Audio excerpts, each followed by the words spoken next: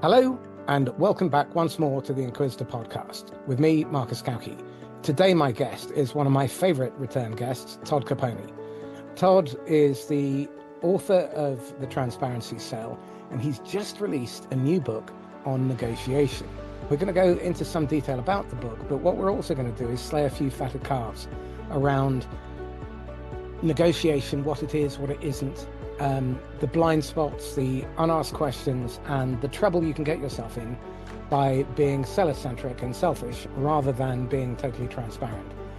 So without any further ado, Todd, could you give us 60 seconds on your history and how you ended up writing Four Levers Negotiating? Yeah, it's so longtime sales leader, full-time nerd. I've always had this trigger in my brain around wanting to understand human decision-making, behavioral science. And then I'm also maybe the only person on the planet who's a sales history nerd, where I've got a collection here. My office smells like the far corners of your grandmother's basement. I've got books from the late 1800s, early 1900s, artifacts, fully restored 1908 phone back there. But I had a revelation back when I was the chief revenue officer of a tech company here in Chicago, where I am, back in 2017, 2018. It led me to write the first book, The Transparency Sale. We can talk a little bit about that because I think you've got some pieces in there that we'll probably want to sprinkle in. But I thought the book would suck. I'd never written a book before. My English teacher in high school is probably still laughing that I could put coherent sentences together at all. But it took off. I wrote a second book called The Transparent Sales Leader, and then the new one, Four Levers Negotiating. I can't believe I'm still doing this. I'm blessed by it, but it's all founded on that idea that transparency and clinical empathy sells better than pretending you're perfect. And we got to do it anyway in this world of information proliferation and AI. And I'm just trying to help people do it. Well, what inspired you to write this specific book? Well, there's a number of things. I think at its core, growing up in sales, I always thought it was weird. And I don't know if the listeners feel this way too, but sales was supposed to be, and I was taught to look at it through the lens of helping customers achieve optimal outcomes, right? We're building relationships, we're building trust, get them all the way to the goal line. Customer says, yes, I want to buy from you. And then, at least the way I was taught is, even subconsciously, I thought, cool, I'm going to start lying to you now. I'm not going to tell you what a good deal is. And as a matter of fact, I learned everything I know about negotiating from former FBI hostage negotiators. Like that seemed crazy to me, the most important point in that sales process. And we are eroding trust. We are focusing on our own outcomes, no longer yours. And I just think it's crazy that we're treating negotiation like the peak of the sales engagement, where it was 20 years ago, sure. But today, in this as a service economy, in the proliferation of information and AI, it's merely an early milestone on the path to having customers who buy, stay, buy more, advocate for you, take you with them to their next company. I just don't see how it's sustainable that we continue to do it this way and that we have every customer paying a different amount based on how well or poorly you negotiated it. I just think that's a race to the bottom right now. I had stumbled on a kind of a cards face up approach that builds trust. You discount less, you forecast more accurately. It's been working for 17 years in my organizations that I ran. I've been teaching it, I've been writing about it, and it was just time to get the book out and make sure that the rest of the world is able to leverage this opportunity to kind of create this sound basis in their pricing.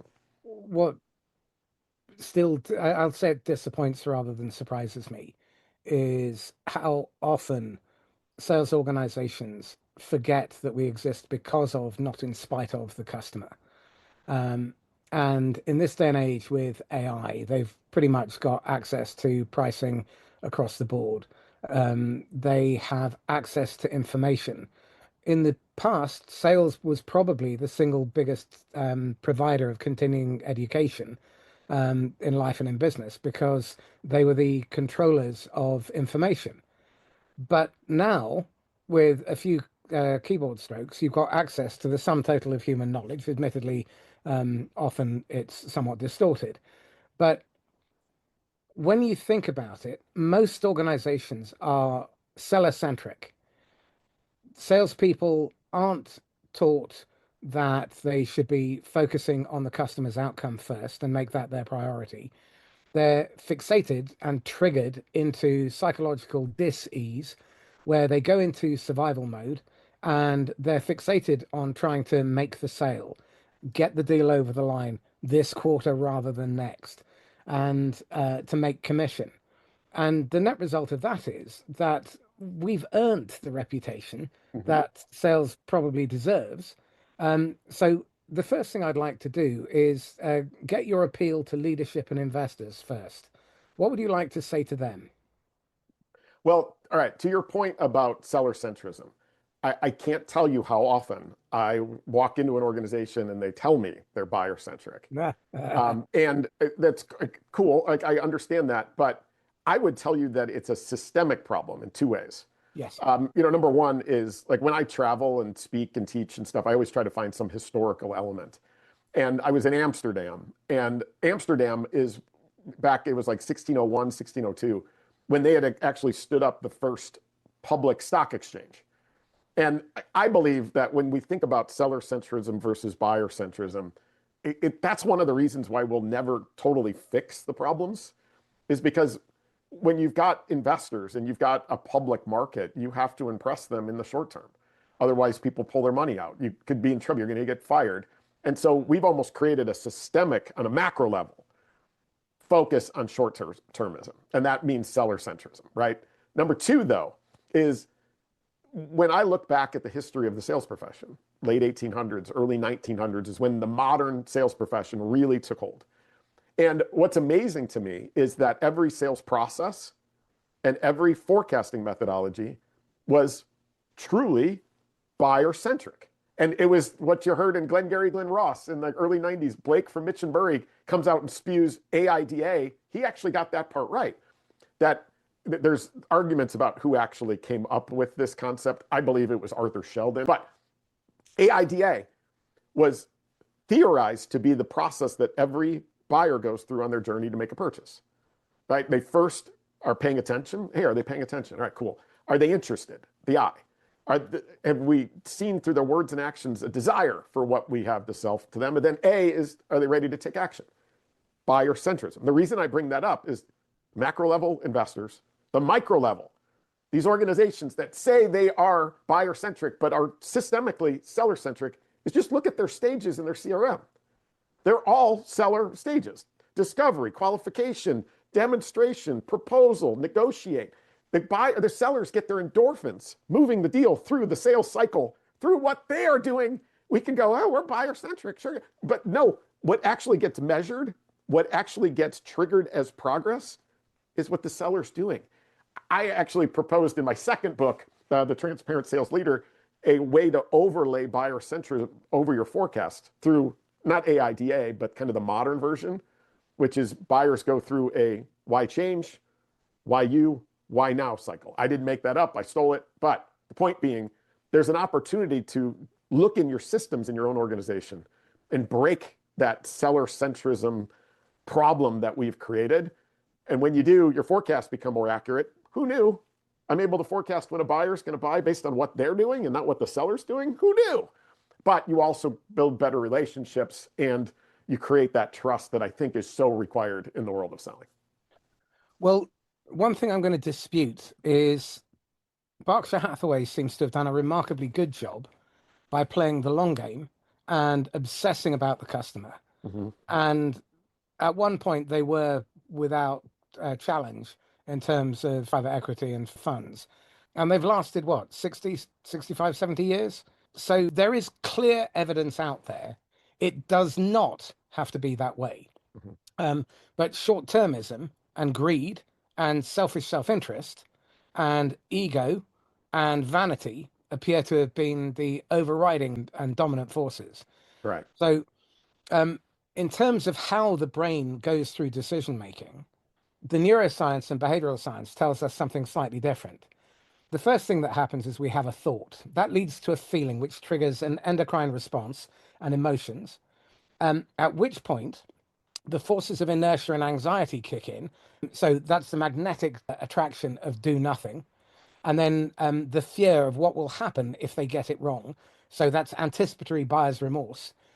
If those are overcome or neutralized or not triggered, more to the point, then they make a decision and then they take action. But then there's the voice in their head and they remember how they felt. And I think almost no sales process factors in any of this. As you said, the CRM is entirely seller centric, and that gated process drives the wrong type of behaviors. So if we are operating with a model that is counter to the interests of the buyer and their brain perceives us as an existential threat, is it any wonder that we settle for outcomes like a 3% win rate on cold outreach or a 1% win rate on cold outreach, where we're okay with a 15% close rate? If you just flip those numbers, you're failing 85% of the time to close your prospect pipeline, and you're wasting 97 to 99% of your time, your money, your resources, and your talent on dead work. Exactly. Forgive the French, but what the fuck? I mean, seriously, how stupid and inane do you have to be to not see that clearly? You know, one funny one that I was guilty of as a sales leader is this concept of that all of your salespeople need to have 4x their quota in pipeline at any time. Like you've probably heard that. Like hey, Yeah. you got to have pipeline load, pipeline load, pipeline load. I always looked at that and at the time and I was like, cool. Yeah, that makes sense. Like we close 25%, we got to make sure. But what are we actually doing when we do that? Well, number one is when we say, hey, Marcus, where's your 4x, your quota and pipeline? What do you go do? You do it. You fill it with crap. As a result, what do we also do? Well, we lose slowly because, like you said, the most valuable asset we all have to convert to revenue is our time. It's never going to be any earlier than now. But hey, I got to have 4x my quota and pipeline. So I'm leaving crap in there that I know is never going to win. And then number two is that means we're only closing 25%. You know, that's even an aggressive number, right? I just think, hey, why are we creating these systems that cause us to hold on to crap? Wouldn't it be great if we had 4x our quota and pipeline, but we were closing almost all of it because we got better at qualification and we weren't afraid to disqualify quickly and spend our most valuable asset on the opportunities that could actually close. So that's one of those metrics that's always that I used to do, and now I look back on and go, "What a dumbass! What Well, was I thinking?" I've got a client I coach who has a 68% close rate, which he's not happy with, but 68%. And he sells to greenfield new accounts. All the other salespeople on his team sell to the install base, and they have a 9% close rate. Um, and the major difference is his emphasis on being curious. Every time he touches the customer, they advance just a little bit. He doesn't rush. He doesn't try and BANT qualify people because what's the point? Exactly. I mean, BANT qualification. Let's just have a rant at that first of all. What would you say to a sales leader or manager who is trying to get their SDRs and AEs to qualify for BANT off a cold call? I'd say you're bananas, right? It's funny that, like, um, that there's a lot of debate about where BANT came from. If you Google it, you'll find that IBM came up with it in the 1950s. That's complete horseshit. Like that's just not true. I actually found a historian at IBM, and I was like, "Hey, I keep seeing this. Is there any truth to it?" And they're like, "No, like there's none."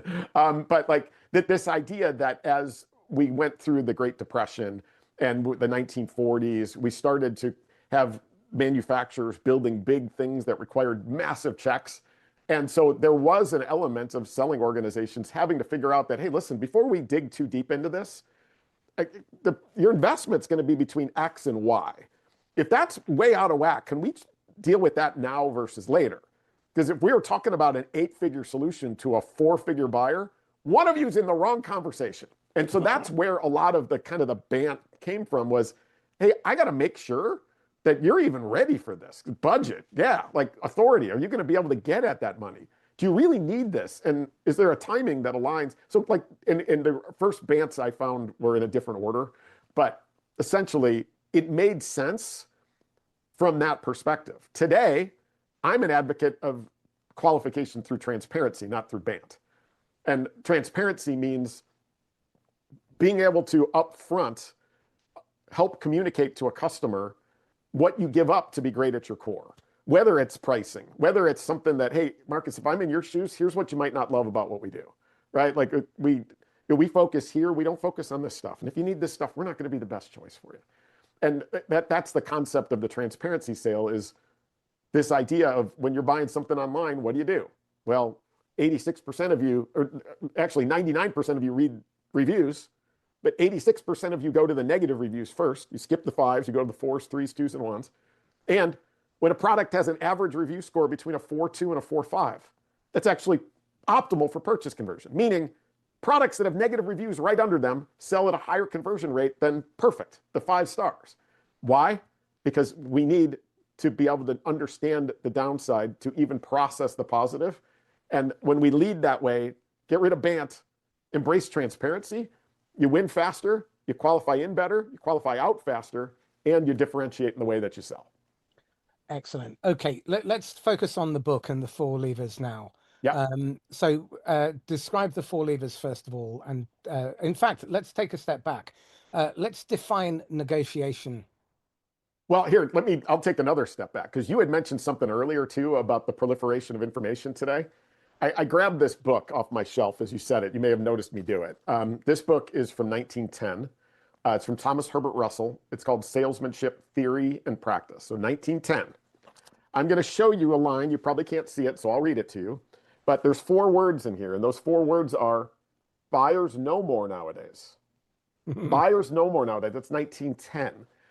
There's the proliferation of mail order catalogs. I've got a Sears Roebuck catalog from 1908 that looks like Amazon, but in paper form. There was a threat that there's more information available to buyers. Advertising is becoming proliferated as well. What are we going to need salespeople for? And the bottom line has been that sales has always survived because more information has never made it easier on buyers. It's always made it harder.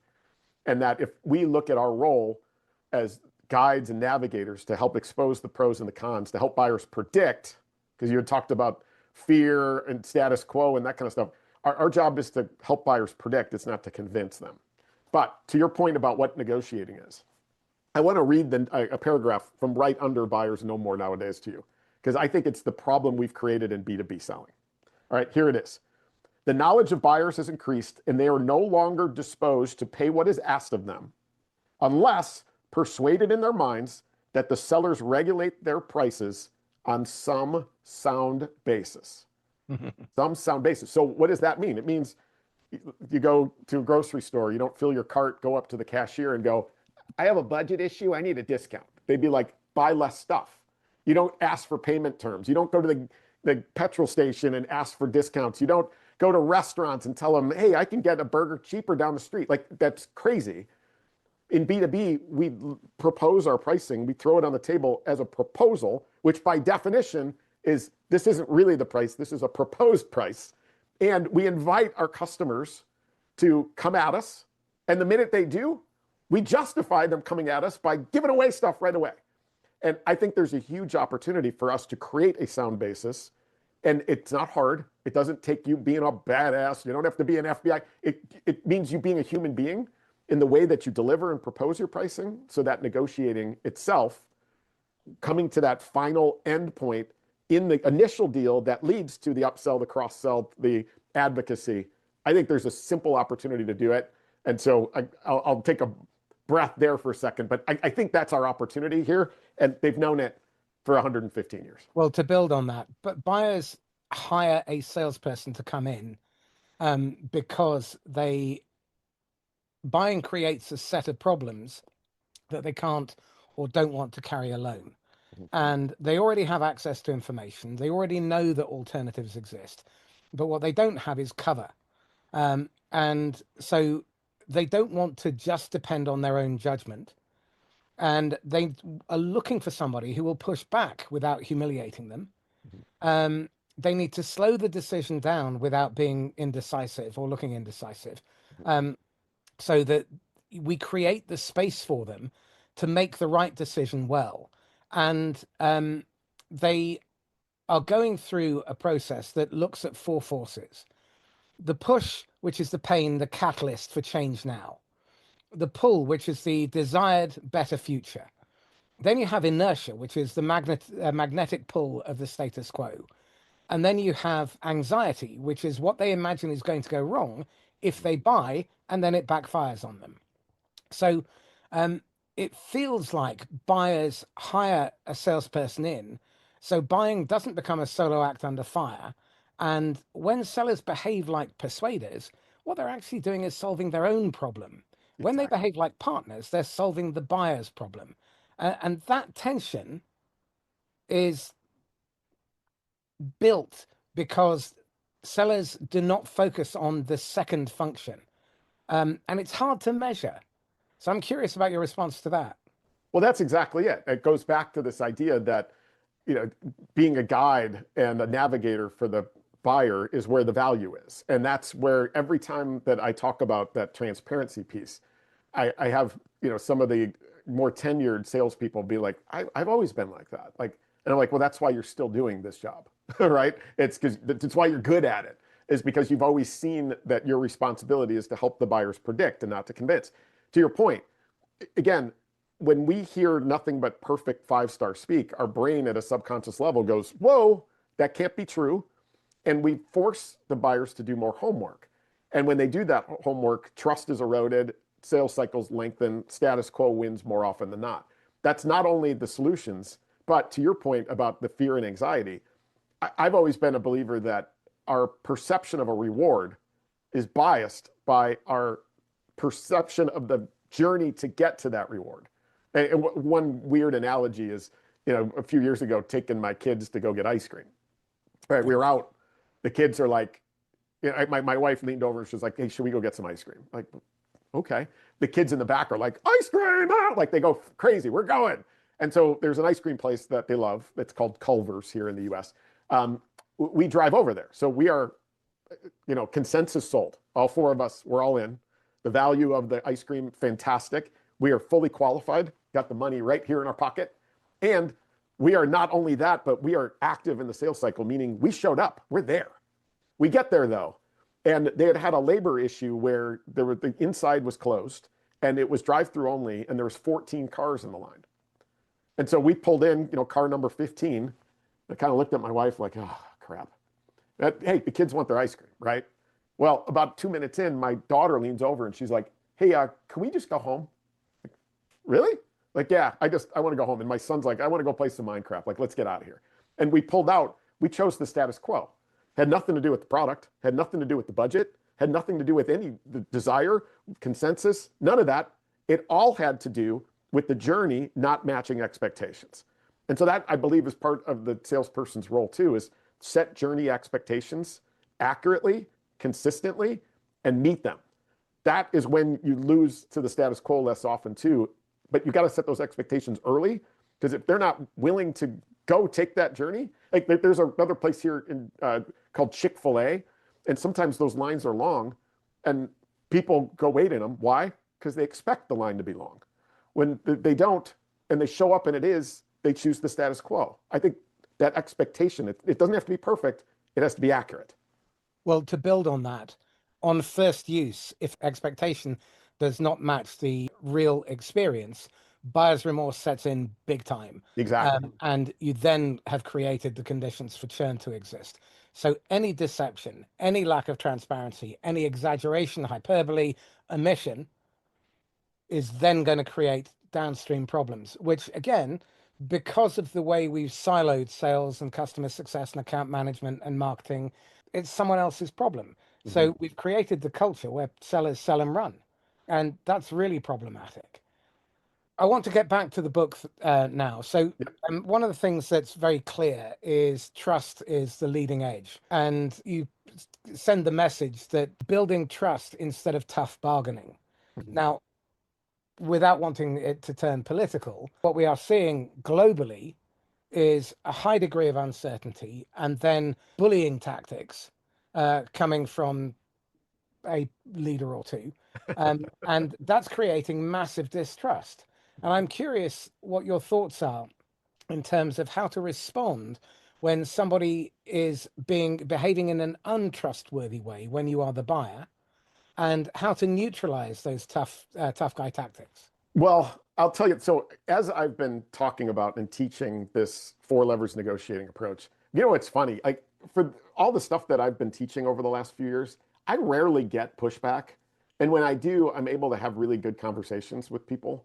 What's funny is as I'm kind of building up to this book launch, the the number of traditional negotiators that are coming after me is hilarious. Oh, And good. I was called naive by one like last week to go, this naive to think this would work. And I'm like, other than the last 18 years, it's been working fantastically well. And like it aligned to buy like, and then another one was just like, oh yeah, whatever. Like, I, so I think it's funny that we've got these traditional negotiators, and the political example that you're showing is a traditional negotiator, old school, bully your way into things. Again, I don't think that is sustainable at all anymore, especially in this world. And again, like I've said a couple of times here, in the world of business to business, I don't think it's sustainable to have every single one of your deals different with different payment terms, different everything based on how well or poorly you negotiated it. There was a story from the 1910s that I just talked about on LinkedIn about a guy that had that happen. And his quote here was that he actually, for the people he had good relationships with that he was selling to, they were paying more than the jerks. Which, again, and that's what happens, right? Like the jerks, the people that are like, hey, it's too expensive. I'm not going to buy this unless you discount it. He was like, all right, right? So like the nicer you were, the better relationship, the more they paid, the worse you were. Like, how's that sustainable? Like, I just think that's bananas. Well, Charlie Green has a lovely response to a request for discounting, which is we don't discount, and you pay the same price that Google and Amazon pay, and it'll never be any different. Well, I can And take you through the levers because that's the premise, but it's not without being like it loses the tough guy, yeah, right? And so, if you don't mind, I'll please. tell you the No, quick no, no, story. absolutely. Go ahead. Yeah. And so here's what had happened. I had gotten promoted to be SVP of sales, but traditional negotiating I sucked at. And so one of the first things I got thrown into is one of my reps was working on a massive deal with a big oil services company here in the US. $2.5 million a year for 3 years was the proposed deal.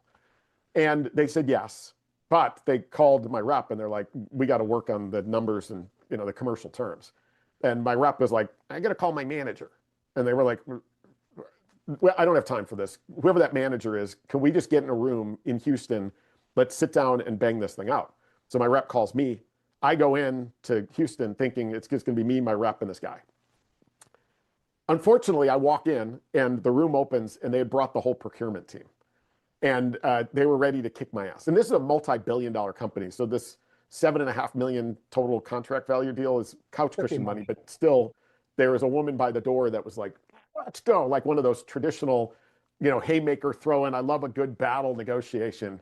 I look at my rep and I'm like, I'm about to get boat raced. Like I sucked at traditional negotiating. What had happened is though I had just come from our headquarters in California where I had had a conversation with my CFO about like what are the true drivers of the business, and he laid out four of them for me. And so I walked in, and I think I was just trying to buy some time and accidentally stumbled on this approach. I said, "Hey, before we get started, can I go up to the whiteboard and just write down the four things that not only drive our pricing model, but they drive our business?" Turns out these are the four things that drive every business to business company for profit in the world. But anyway, they were like, "Sure, have fun." I walked up and I wrote four things up there.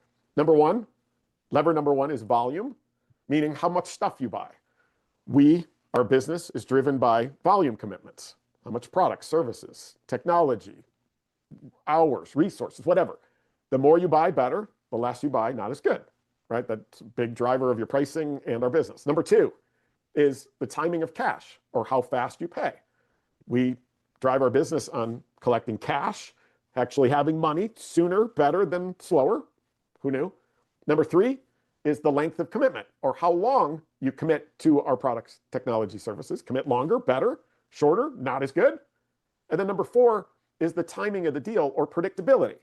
We have to resource our business, this deal. We have investors we have to satisfy. Our ability to predict and forecast is highly valuable. I wrote those four things up there. So volume, timing of cash, length of commitment, timing of the deal. They looked at them and they were like, fascinating. Like they couldn't have given a crap. I think they were most impressed by my penmanship was about the extent of it. And they went right into, Todd, hey, listen, we're raring to go. This division's ready to go here. Unfortunately, from a budgetary perspective, it is 35% too high. You got to get 35% off of this thing in order to move forward. I'm like, okay. So what do you do? Well, there is the approach of going into your value argument, which I would not recommend. Like, we believe there's an ROI here, and it's like, shut up, like that ship sailed. Number two is the traditional ping pong approach, which is can't do 35%, but I can do 10% without even asking my manager. Would that work? Right? And you go back and forth. And where you end is just a contribution to the charity of the customer's bottom line, and that's it. Or number three is to go through the levers. And so that's what we did, and magic ensued. It stopped being customer vendor. It was a bunch of us trying to work within the rules to figure out the best deal. So we've established the sound basis. This is the price. But hey, the price is based on your volume commitment, how much you bought or how much you're committing to, that price you have there. It's based on upfront annual net 30 payments. It's based on a 3-year commitment. And then we'll talk about the mutual alignment around timing in a minute. We went through each one. Commit to more volume. We're willing to pay you for that in the form of a discount. Like add those other divisions now, and there's a discount there. Pay us faster. I know upfront annual net 30, it's pretty fast, but if you want to pay for the out years later, that helps us. There's value in that, something we're willing to pay you for in the form of a discount. We don't have to go get another round of funding. Commit to more years. 3 years, cool. 4 years, better. 5 years, even better. We'll pay you in a form of a discount to do that. And then number four, the timing of the deal. If you're willing to help us predict by mutually aligning on when you can get this done, we'll lay it out together. We'll guide you through the rest of this thing. There's value in our ability to predict. If you're willing to hold to it, it's something we're willing to pay you for in the form of a discount. Magic happened. They negotiated their own deal. We left as friends. A couple of things did come up later that I can talk through if you'd like. They used it to negotiate the other divisions. And then when one individual left, went to another company, called us, was like, hey, the pricing's still based on those things. It becomes sound basis pricing, like you said, but there's flexibility within the levers. Buy more stuff, pay faster, commit longer, help us forecast. And if you want to pull one of the other ones has to be pushed. That's the simple concept. You don't even have to buy the book now. And how much was the deal worth in the end? So what they ended up doing is they paid us all 3 years up front. We didn't have to go get another round. We gave them 10% for that. So 5 years for each additional year they accelerated. And they helped us predict. There was some fun around that one, by the way, but we paid them in the form of a 5% discount to do that. So they ended up with 15% off. They never even went back to their 35 idea. Like they never even came up again. We ended up with a massive check, and it was like somewhere in the $6.5 to $7 million range that we got wired 30 days after the deal signed. Very nice. Excellent. So if you're listening, please pay attention. Stop giving away unilateral and unasked for discounts. Stop yielding to the pressure. And if you haven't read my posts on PICOS, PICOS, which is the price improvement and cost optimization strategy that was developed in General Motors by the former head buyer of meat for Walmart. So he learnt his craft dealing with abattoir owners. You will find that that is often the modus operandi of many procurement teams. And it can be utterly neutralized by the framework that Todd just laid out. And you will save yourself an awful lot of stress and angst and get to keep a lot more money because what you keep matters more than what you make. Absolutely. That's it. And it's funny that when you do it this way, the anxiety should go away. Because what ends up happening too is transparency begets transparency oftentimes. When you're able to share the cards and go, hey, listen, this is what our pricing's based on. If you need some help somewhere, here's the ways to do it. Here, negotiate your own deal. Let us know when you're ready. It's amazing how that transparency begets transparency. I would also argue that if you're a startup or you're launching a new product, I get it. I get it. There needs to be maybe a little malleability in the price because you haven't established value in the market yet. But like I'm teaching massive companies that are discounting because somebody's good at procurement. And like, what are you doing? You've got 10,000 customers paying an amount already. One of my customers right now, they're massive. They're $1 billion company. And I asked their CRO, so I'm going in to do their kickoff here soon. I asked their CRO, I was like, how many customers you got? I go, like 10,000. All right, cool. What percentage of those are paying near list price? And he was like, None. around zero. Like, what? Like, that's nuts, right? Like, it's bananas. There's such an opportunity. Everybody's paying a different amount. Why not have that layer? Well, there's another really important psychological factor to deal with here, which is if you discount unilaterally, you've just told me you lied about your price. Exactly. And Exactly. whilst I can forgive a lie, I'm not going to forget it. And what we do is we educate our buyers to keep squeezing until the pip squeaks. Can I make a comment there? There's Please. something that drives me bananas that salespeople do all the time. And it's this idea that, hey, we don't care about pricing terms or we don't care about this. Here's what I mean. I live outside of Chicago. There is a forest preserve right out the back window, and I've got dogs. When the weather's nice, the family doesn't mind walking the dogs. But when the weather sucks, it's this guy that's got to walk the dogs, right? So I go out there and there's a path. I'm like, go get it done. Let's go. So get the dogs. Rainy, it's cold. Like, go, come on. Dog is doing his business. But imagine if this happened. It's doing his business. There's a rock. And under the rock, there's a little piece of paper. And so you kick it over, and there's a $20 bill under there. What do? You probably go, oh, can I keep it? But then you probably go, is there other money hidden around here somewhere? That was easy. I just accidentally stumbled on this. Now you don't care about the cold. You don't care about the wet. You're now crisscrossing and you just slowed everything down. Now, in sales, the same thing happens. The buyer wants to get this deal done. Like, let's go. And then they come to you, you've proposed net 30 payment terms, for example, and they go, hey, listen, our standard's net 60. Now, what does the rep do? Doesn't give a crap and goes, hey, can't do net 60, but I can do net 45. Would that work? Now, as simple as that 15 days is, that is the exact same thing as stumbling over money because you just told the buyer that, hey, we proposed stuff here, but all you got to do is ask to pay a little slower. Now you've told the buyer, who cares about getting it done quick? I'm going to keep crisscrossing this path, kicking over everything because that was easy. What else can I get? We've got to be so careful. When a customer asks for net 60, all you do is this. You start by being a human being. Like, hey, net 60, like what drives that? Is that a company policy? All right, cool. Number two is take them through all four levers again. Like, hey, you might recall our pricing is based on volume, how much you buy, timing of cash, how quick you pay, length of commitment, how long you commit, and timing of the deal, forecastability. Your pricing is based on upfront annual net 30. If you want net 60, you can have it, but we got to adjust something else to make up for it. Let's go through that together. And it's hilarious how often the buyer goes, we'll just do net 30.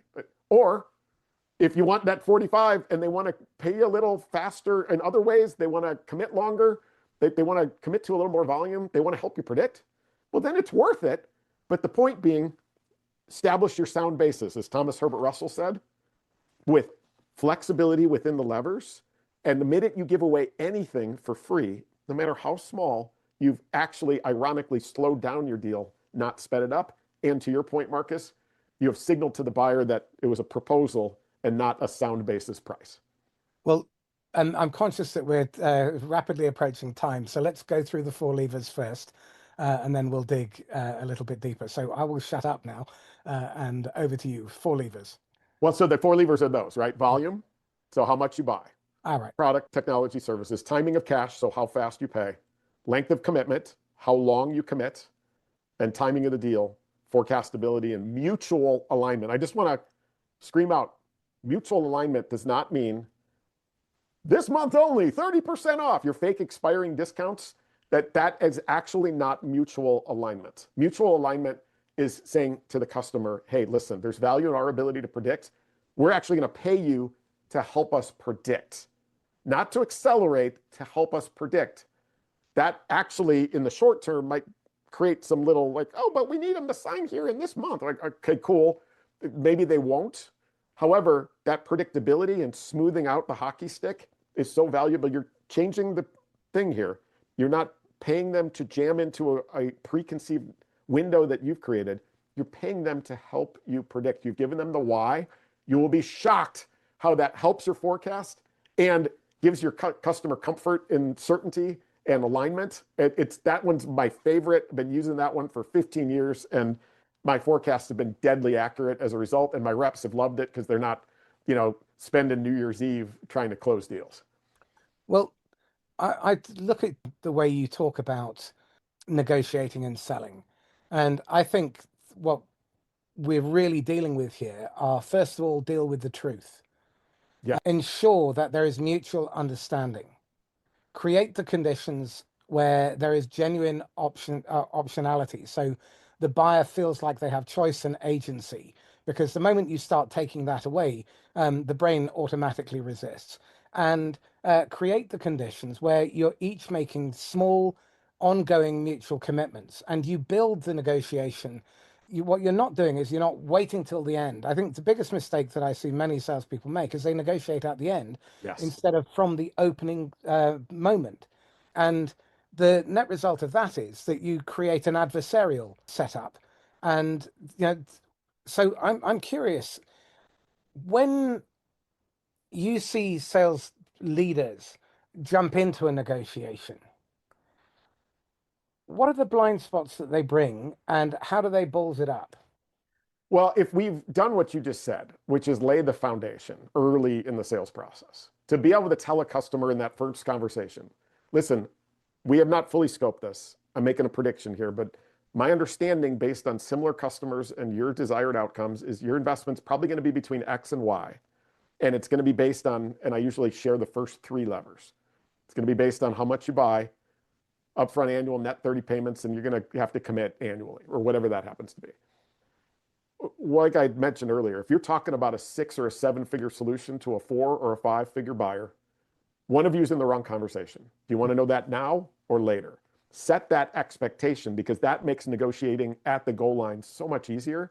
You don't have the last minute, I found an alternative for 70% off. Like that just goes away. And what ends up happening is, as long as all of your salespeople are sharing this consistent pricing, leaders can swing in and be there as the kind of the, I wouldn't say reinforcement, but just be there as the, yep, yep, go, right? Versus the person that helicopters in and blows up everything that you've done. I've got a hobby. My podcast is called the Sales History Podcast. And my last episode for this last season is called the Salesman Who Without Courage, or something like that. You'll see what it is. But it's about a salesperson who is working on a big deal, wires his manager saying, hey, we're $500 too high. We need to cut. The manager says, don't cut. I will be there tomorrow.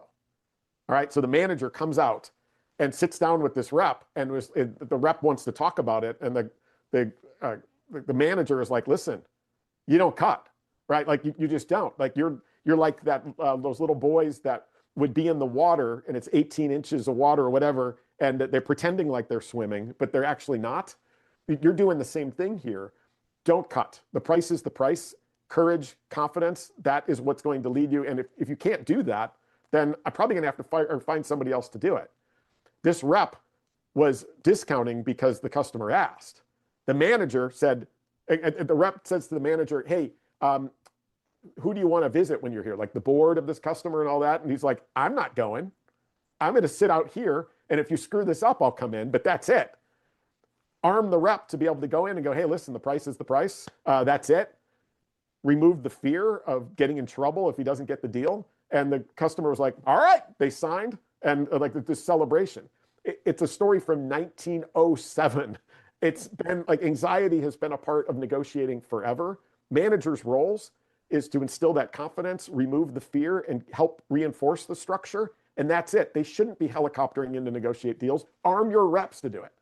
Well, I was on one of our Sellers Anonymous community calls yesterday, and the guest speaker is a client of mine, and he is currently running a team of 2 salespeople and himself, and they're outperforming the team of 12 that he inherited. But what's interesting is for 2 years, they have not discounted a cent, because it doesn't need to be that way, because they understand what the customer is looking for and they fixate on creating a mutual agreement. And too often, the seller abdicates control and gives away their value because they are in a state of scarcity and fear. And if we go back to what you said right at the top of the hour regarding a pipeline, you don't need a huge pipeline. What you need is a pipeline filled with the right prospects, Mm-hmm. and you have spent time building the relationship. And you're spending time across the organization so that by the time you get to the final stages, procurement isn't being helicoptered in. Procurement's been your partner all along. Exactly. And you help them come out of the goal mouth. So it's you and them kicking into an open goal against their problem. But all too often, because of this scarcity mentality, that almost never happens. And so the seller is going in scared, behind quota, under pressure. Their bosses are telling them that they have to meet a number and they have to bring a deal forward. Now, I remember one of my clients sensibly planted his feet when he was being put under pressure. And 2 weeks before the end of the quarter, he refused to budge. He risked being fired and being put on a pip. Anyway, the deal came in at 6x the amount 2 weeks after the end of the quarter. Hmm. Now, that level of waste is fiduciary negligence on Yeah. behalf of leadership. And unless salespeople learn how to have that conversation internally, and this is where I would recommend Mary Gentile's fabulous book, Giving Voice to Values. She was a Harvard professor who was seconded to MIT, and she surveyed every one of their MBA students over a 7 year period. So it was about 760 students. And she asked them, have you ever been asked to do something that was counter to your values and you felt ethically icky about? Anyway, 100% of them said yes. Hmm. I would say yes. 100%. Yeah. Well, the fact that these people who are senior, they're on the fast track, are being put under so much pressure to do that. Now, what was interesting from her data is 24% of them actually push back with no negative repercussions. And 10% not only push back with no negative repercussions, but they change the direction and behavior of the people pushing them. Now, that is a replicable skill. And it's something that I think we need to teach our junior people right Hmm. out of the gate. Yep. So we've pretty much come to time, unfortunately. So we'll have to reconvene at We'll have to do a another fifth. time. But I'd be curious, in terms of wrapping up, what is there anything else that you'd like to add that I haven't asked as yet? No, I think we've covered just about everything. I mean, I think to your point, I had just written this in a LinkedIn post earlier that the most difficult part of negotiating isn't procurement. It's typically with the salesperson's own fear, Yeah. right? And I think that's important. I think just Amen giving to people, that. yeah, yeah, and it just like give your individual reps and your team a structure, a framework where they can establish, as Herbert Russell said in 1910, a sound basis, and then use that as the structure for your pricing. And I'm telling you, you'll build trust at the goal line. You'll discount less. Your forecast will become more accurate. I believe that it's not only helpful, like your deal values will go up, but I think, again, with the proliferation of information, peers connecting, AI exposing pricing models already, you got to embrace this right now. Okay, I do have a final question actually, Okay. so I'll keep you on a little bit longer. Um, how does doing this affect key metrics like cost of customer acquisition, EBIT, net recurring revenue, gross recurring revenue, profitability, and those sorts of critical metrics? Do you have any accurate data on what the impact is when people move away from traditional shitty negotiating to doing it correctly? Yeah, I mean, what we've seen anecdotally, so I'm just me, like I don't have a team, I don't have analysts, but I've had plenty of CROs tell me a couple of things. One of them is their time from decision to close has sped up. I I have. had a couple of clients tell me that they are their discount percentages are lower by 20 to 30% in most cases. It's had 7 and 8 figure impacts on a couple of larger organizations. And that's in terms of profitability, but it's also in terms of at renewal time. Remember, every dollar you give away in the form of a discount multiplies by how long they stay, how much more stuff they buy, and the minute they go to another organization and they expect that price, you're multiplying it. Oh, it's like this rolling hill of margin erosion. So you're speeding that time to close. You're increasing your profitability. You're discounting less, and in many cases, you're actually helping your deferred revenue because you're collecting cash faster as well. That has big impacts not only on investor sentiment around your organizations, but your ability to invest and future proof your organization. So those have been kind of the anecdotal stuff. I don't have the hard data, but I hear it a lot. Well, if you increase EBIT, if you improve revenue quality, if you increase forecast accuracy, if you are more efficient in your acquisition of customers and your costs go down, retention expansion improve. Yeah, All of these affect NRR, LTV, EBIT, CAC, your organizational risk drops, and every one of those affects the multiple. yes. I think it's 1%, has something like a 6 to 12x return. Mhm, So what you're actually doing is driving shareholder value by learning how to negotiate, by holding your price, mhm, by being honest and transparent, and not by um, giving away margin. And bear in mind, whatever you discount today, you're going to pay for at renewal because you're already starting off on your back foot. And yeah, so the enterprise value is going to be dramatically hurt as well. So you do not do your shareholders any good whatsoever. And whilst in the short term it may look like a win, it isn't. It's exactly. actually a shot in your own foot. Yep. That is so true. And we fail to see it. And it does not have to be hard. You don't need multiple days sitting going, oh, he touched his nose, he's lying. Oh, I saw an eye twitch. Like, screw that. Right? This is just volume, timing of cash, length of commitment, timing of the deal. You can learn it in 20 minutes. You could deliver it this afternoon. Like, and all of a sudden, you've immediately built trust, discounted less, and improved your forecasting. Todd, this has been brilliant. Um, can you give us some book recommendations that people will probably not have heard of? Well, I really only read books that are 100+ years old. Those are the ones So I want. yeah, exactly. And so my favorite of all time is sitting here in my hands. This is from 1911. This is Arthur Sheldon's The Art of Selling.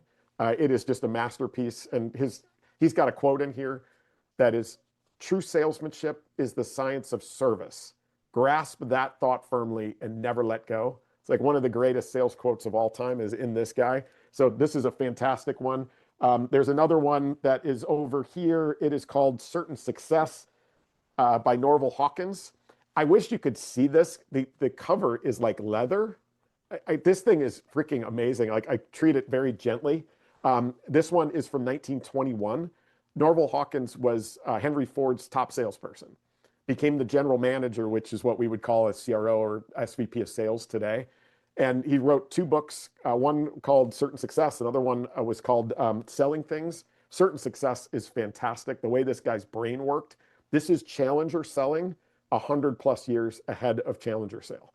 I think it is fantastic. And then my last recommendation is over here. It is called Ginger Talks.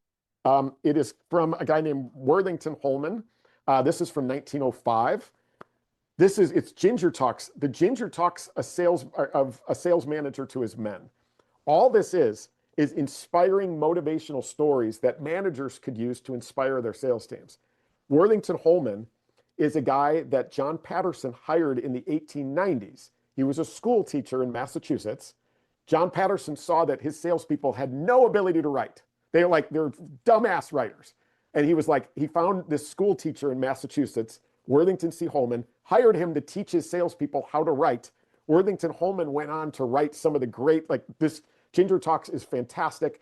He also founded a magazine in 1903 called Salesmanship Magazine, which is fantastic, from 1903 to 1908. And then he sold it to Arthur Sheldon. It became the business philosopher in 1908. But Ginger Talks, The Art of Selling, and Certain Success are fantastic books. I would recommend those three wholly. And then Thomas Herbert Russell's 1910 book, Salesmanship Theory and Practice. I've got this thing multiple tabbed. I think he did a really, really good job too. Todd, this has been spectacularly good fun. How can people get hold of you? Yeah, I mean, toddcaponi.com is a simple way. I've got free resources, articles that I write. Again, the history stuff is a hobby, so I just write and share on there all the time. The Sales History Podcast is a fun one to check out. And then, of course, shameless self-promotion, the book, Four Levers Negotiating. Depending on when this comes out, it's either pre-sale now or it's available wherever you get your books, audiobook, digital, whatever format you like. And yeah, reach out if you've got questions. We'd love to help. Excellent. Todd Caponi, thank you. Marcus, I always have a blast. Thank you for having me. So this is Marcus Cauchi signing off once again from the Inquisitor podcast. If you found this useful, share it, like, comment, and get in touch with both Todd or I. If you've got questions, we're both quite approachable despite my grumpy demeanor. And in the meantime, stay safe and happy selling. Bye-bye.